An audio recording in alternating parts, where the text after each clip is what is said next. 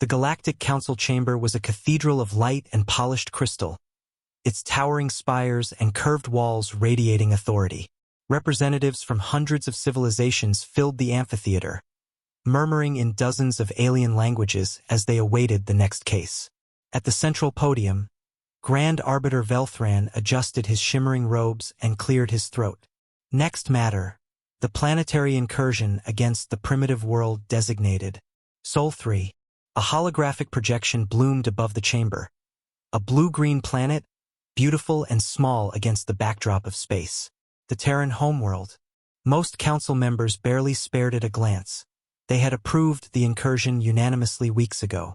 The world was resource-rich, and its inhabitants were classified as an upstart, low-tier species.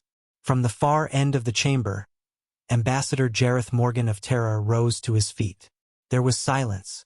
Few in the council had ever seen a human in person. Jareth was tall, dressed in a sharply cut black uniform with a single silver emblem at the breast. His eyes were cold, calculating, not the wide-eyed gaze of a frightened primitive. The translator nodes hummed as his voice filled the hall. Grand Arbiter, distinguished delegates. He began evenly. We are here to address your misunderstanding. Velthran leaned forward. Misunderstanding? The Council approved the occupation of your planet in accordance with interstellar law. Occupation? Jareth's voice sharpened. No. What you have done is invade the heart of the most dangerous world in known space. Ripples of laughter broke out from some delegations. Dangerous? Sol 3? Absurd. Jareth waited, expression unchanged. You assume Earth is weak because we are new to your little club. Because our ships aren't sleek and silver. Because we do not boast of colonies spanning the spiral arm. But you have made one critical error. He stepped closer to the hologram of Earth. You think you invaded a planet. You have, in fact, walked into a fortress. Velthran frowned. Your technology is centuries behind our own. You cannot. Technology, Jareth interrupted, is not the only measure of power. On Terra, life evolved under constant war with the environment. Our rain can strip flesh from bone. Our winters kill without mercy. Every living thing fights for survival always. And we won. He let that hang in the air. We have fought one another for millennia. Entire continents burned. Civilizations rose and fell in oceans of blood. And every time we came back stronger. When there were no more predators left to challenge us, we turned war into an art form. The chamber quieted. Jareth's voice was almost conversational now. You sent soldiers to our cities. You thought you would be met by farmers and merchants. Instead, you met the descendants of warriors who learned to kill before they learned to write. You met hunters whose ancestors brought down beasts 10 times their size. You met people who can make a weapon out of anything. He looked directly at Velthran. And you lost them. A few delegates shifted uncomfortably. The Council's intelligence reports had mentioned unexpected resistance, but nothing this dire.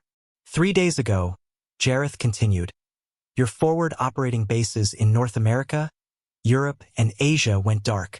2 days ago, your fleet over the Pacific was destroyed. And this morning, every one of your ground commanders sent the same transmission. We are overrun. Velthran's crest bristled. Impossible. You have no fleet capable of. You never saw our fleets, Jareth said quietly, because we built them in orbit of our own moon. Hidden. Shielded. Waiting. You thought you came to conquer. You came to test our readiness. And now you have our attention. The hologram of Earth shifted, to reveal massive Terran warships rising from low orbit, hulls bristling with weapons, their silhouettes unlike anything the Council had catalogued. Dark, angular, and unmistakably built for war. Gasps echoed through the chamber. Jareth's gaze swept the assembly. This is your only warning. Remove every vessel, every soldier, every machine from our world. Do so now, and perhaps we will let you leave with your lives.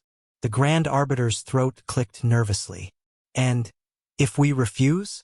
Jareth's lips curved into the faintest smile. Then the galaxy will learn a new word today. retribution. Silence. The weight of the moment pressed on every delegate. They had thought Terra a minor world. Now they saw it for what it truly was. A sleeping giant with teeth of steel. Jareth inclined his head slightly. The choice is yours. He turned and walked from the chamber.